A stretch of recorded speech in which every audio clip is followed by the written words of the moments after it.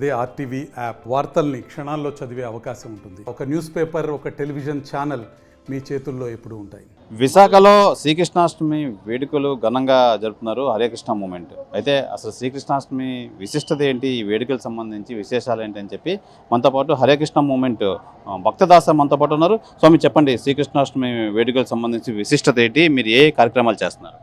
హరే కృష్ణ.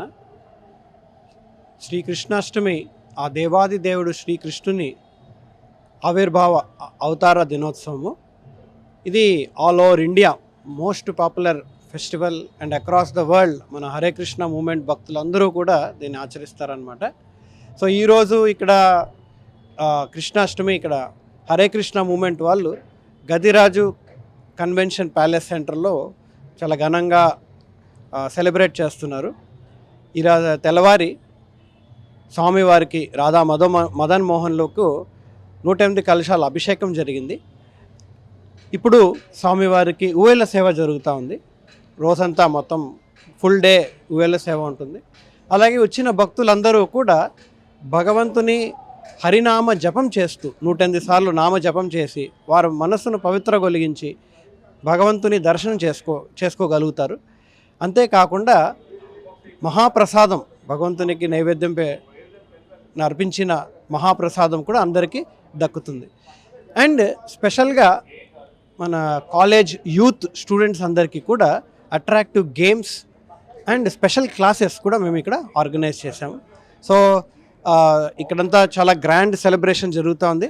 అందరూ రావాల్సిందే కోరుతున్నాం. హరే. ఈ నేపథ్యంలో ఎంతమంది ఈరోజు దర్శనం ఎంతవరకు ఎంతమందికి? ఇక్కడ మేము అరేంజ్మెంట్స్ ఆల్మోస్ట్ 50,000 మెంబర్స్ దర్శనం చేసే ఒక ఫెసిలిటీ ఇక్కడ మేము పెట్టుకున్నాం అనమాట. సో వచ్చిన భక్తులందరికీ ఇందాక నేను చెప్పినట్టుగా హరినామ జపము, దర్శనము అండ్ మహాప్రసాదం అన్నీ దక్కేట్టుగా ఫెసిలిటీ మనం తయారు చేసాం.